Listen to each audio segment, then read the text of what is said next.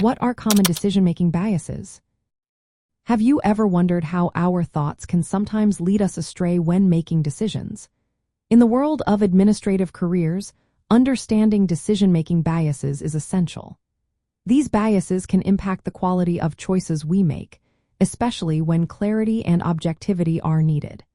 Let's break down some common decision-making biases that administrative professionals should be aware of.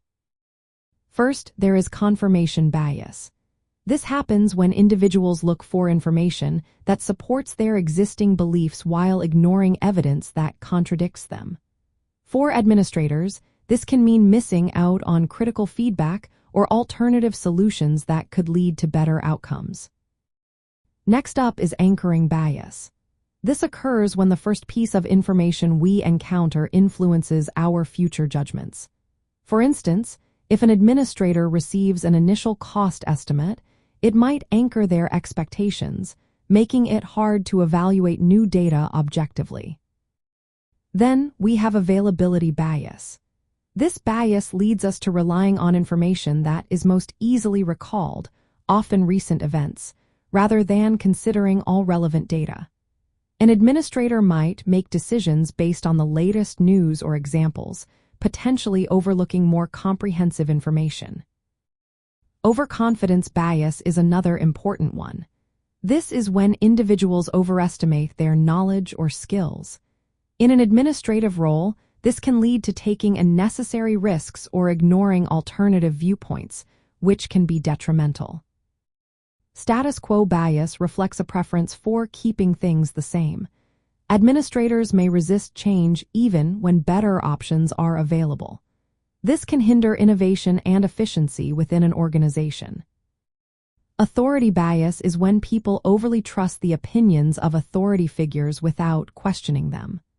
While respecting leadership is important, administrators should also critically evaluate instructions and raise concerns when necessary.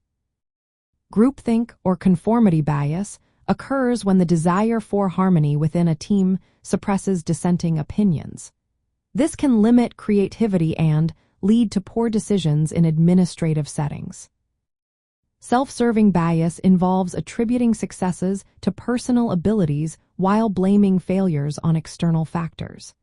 This can prevent administrators from learning from mistakes and improving their decision-making processes. Framing bias happens when the way information is presented influences decisions. For example, describing a policy in terms of potential losses rather than gains can affect how an administrator evaluates it. Finally, we have the feature positive effect. This bias leads individuals to focus on the positive aspects of a decision while neglecting potential negatives. This can result in overlooking risks or challenges.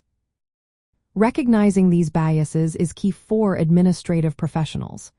By being aware of them, they can make more balanced and objective decisions.